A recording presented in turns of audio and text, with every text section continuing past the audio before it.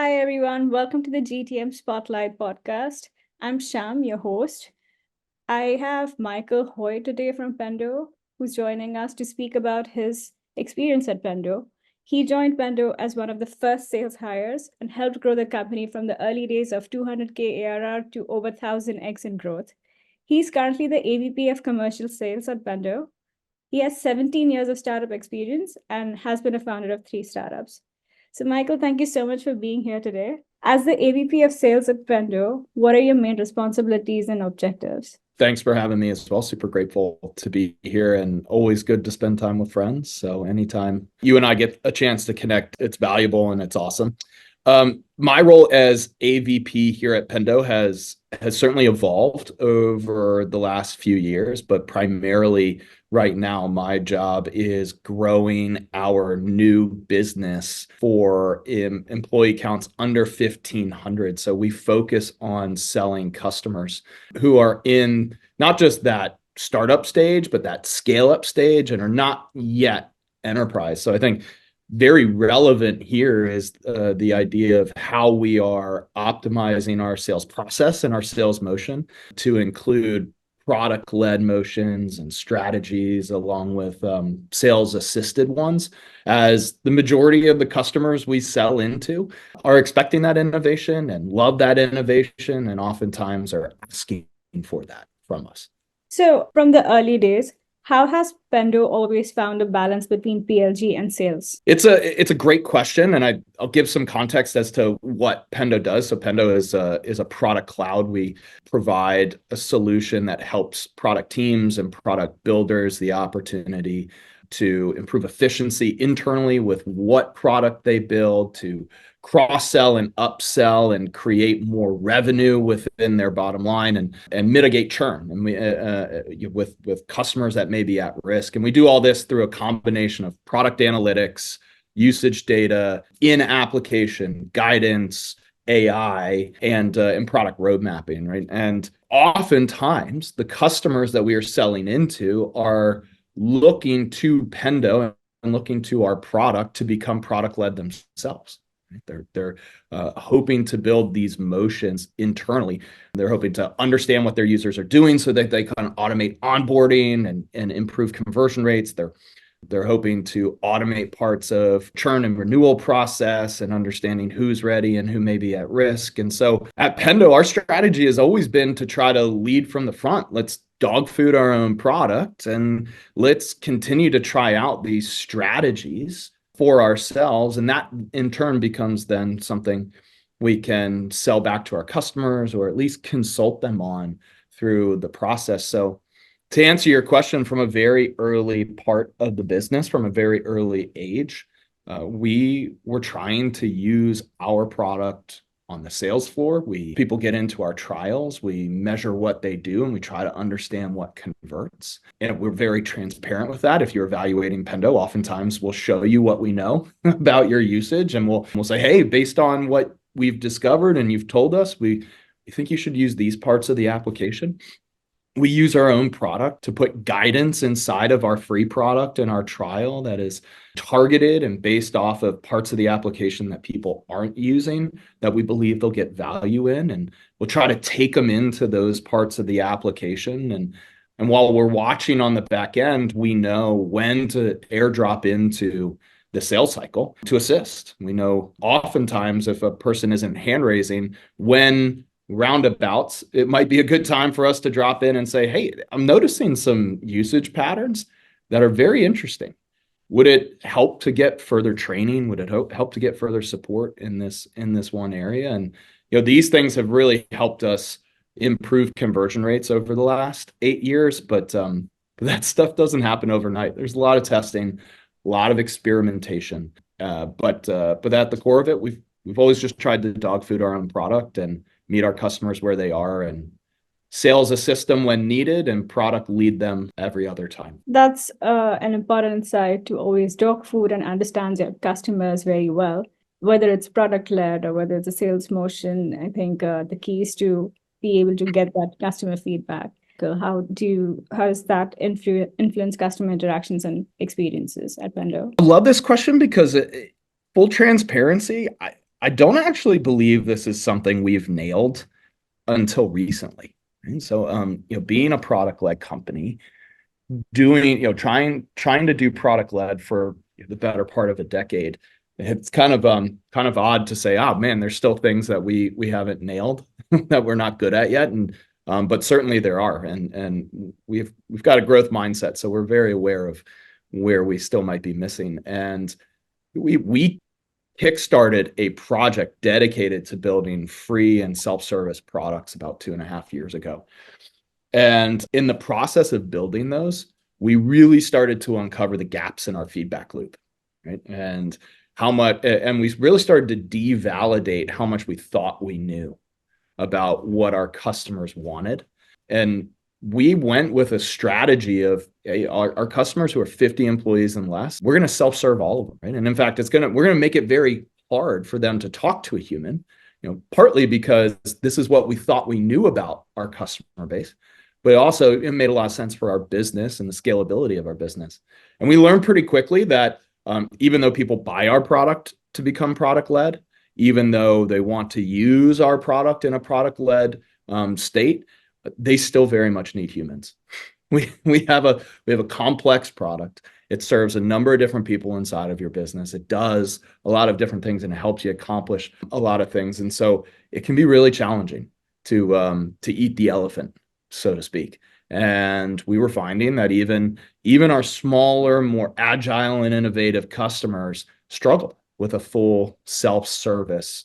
In seeing those conversion rates drop, where we started to learn, oh my goodness, I don't think we exactly know our customer base, or at least in this realm. And I don't believe that we are collecting the right data, the right insight, and understanding their feedback. So we used our own product a lot to help solve that problem. We've got a product internally here called Discover, which helps collect product feedback inside of the application.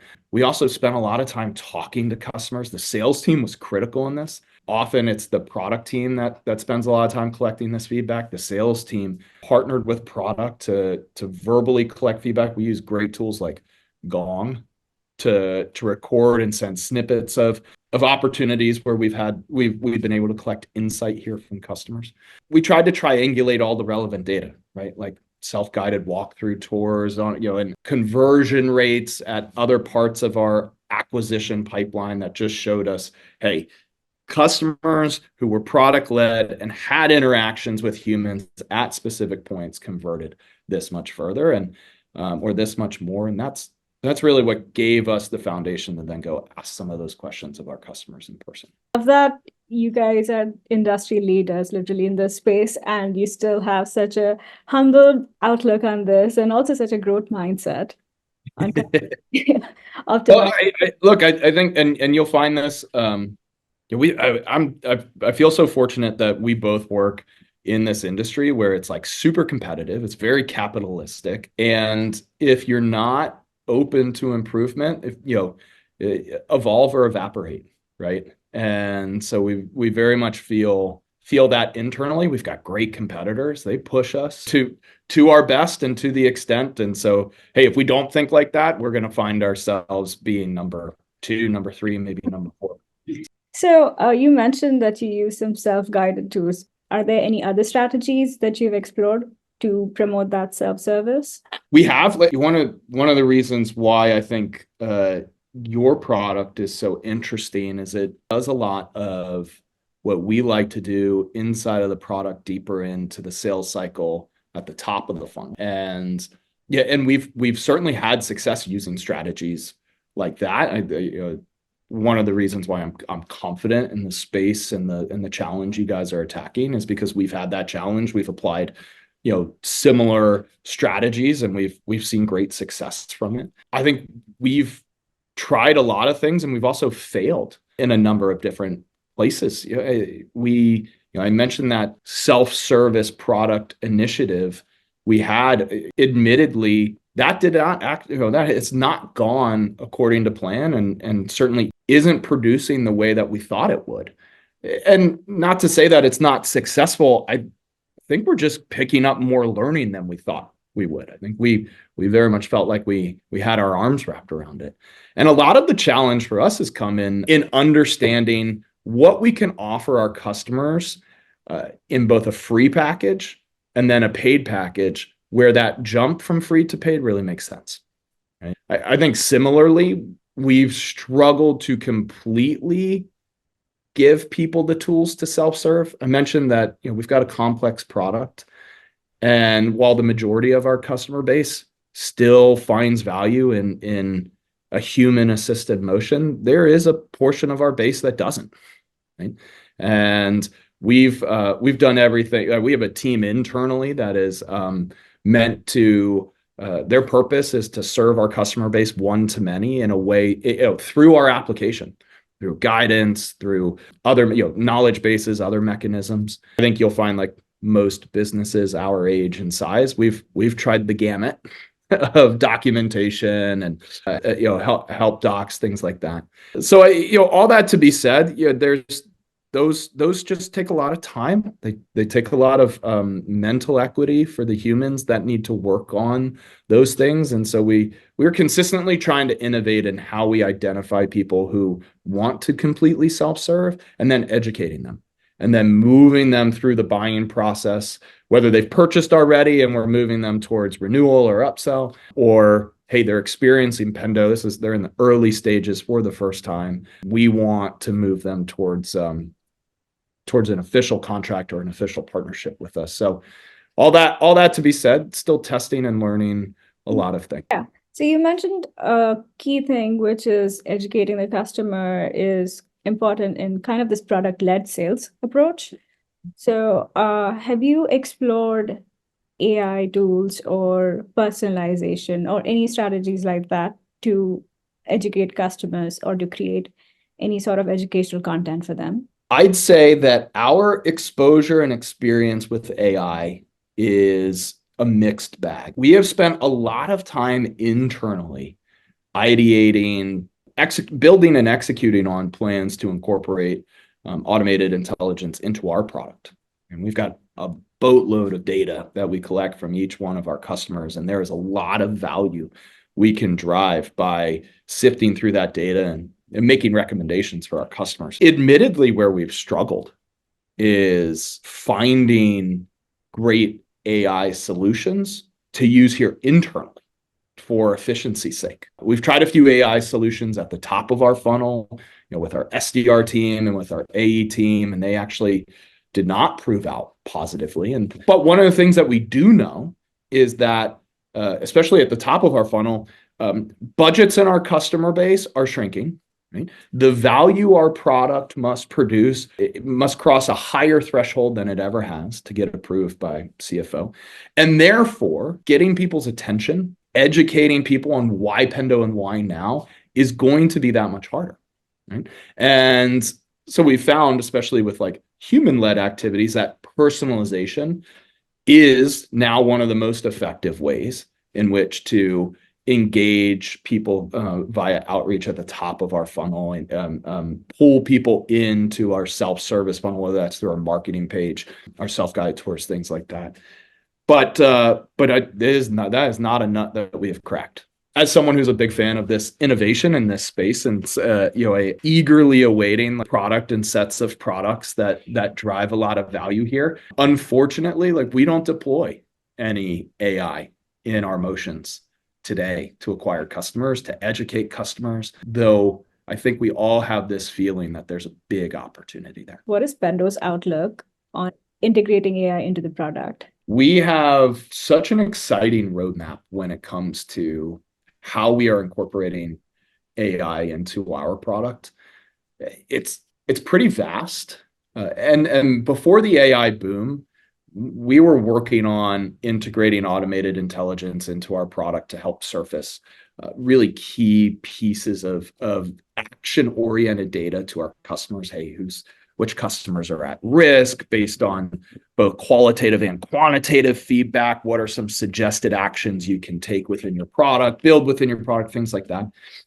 Now, and I think it's one of the at least biggest initial use cases for automated intelligence is when you have oceans of data to go through becomes very paralyzing. And so actually one of the challenges with our product for a long time was we presented our users a lot of information, but we often didn't give them action or suggestion on action to take. And it was really great to have a lot of information, but our customers didn't know what questions to ask yet. They weren't certain how to use the data, how to prioritize it, things like that. We're finding use for AI inside of our product to go through all of that data and make suggestions to customers of like, hey, this segment of users is falling off of your onboarding after 60 days. We suggest, this set of walkthroughs inside of the product, right? And as a user, all you need to do is click, yeah, that sounds good to me. Walkthrough is built because the AI is able to tag your product with them, is able to, know the design of your application and build that into the guide. Of course, is sifting through the data, is able to segment and target the users based on their adoption of the application. And so we're finding really great uses to not just drive efficiency and how people are able to go through their data, but then promote this action that ends up leading to the outcomes of why people buy Pendo. And why they need them. So for us, it's a bridge. It's a bridge to get from really great access to information to actual action that creates bottom line impact for the business. Yeah, I think that's a great way to use AI for insights, especially when you have tons of data for both building the product as well as for integrating it in your product and growth. Thank you for sharing so much about Pendo and your experience so far. I have one last question for you. What advice would you give to those who are aspiring to lead in growth and strategy, especially in an AI and product-led driven environment? It may sound counterintuitive. The AI revolution has begun, absolutely. And technology is so exciting. This is going to change the way we work. It's going to change the way we interface with software. Our lives, as we know, it's going to be one of those inflection points where 20 years from now we look back and our kids will tell their kids about life without AI, and it'll be like, what life without the internet was like, and hearing about that. And so my guidance to anyone looking to get into the space as a leader is a little counterintuitive, because it's, hey, still pay attention to the humans. Right? One thing that AI doesn't have the ability to do right now is create net new, right? The way we use this technology, the way we apply it, still depends on the creativity of a human. Still depends on one human listening to another human and taking feedback and going, ooh, that's where we can use AI, right? That's where we can use this awesome, great technology to not just solve this problem, but force multiply the output. And so if you're getting into this space and you want to lead, one of the best things you can do is help guide and coach the creativity of those who are working with you and for you, because they're going to be the ones who build the ideas for implement the solutions that in turn, like, hey, change this world. Right? This technology is here and it will change the world, but humans still need to drive the application of that. I absolutely agree. That is wonderful advice. Thank you so much again for your time and sharing all of this. I look forward to having you again on the episode. Yeah, thank you so much. Anytime. Tons of fun. Looking forward to talking more go to market and scaling and AI next time we get together. Good luck with everything. Bye. Thanks.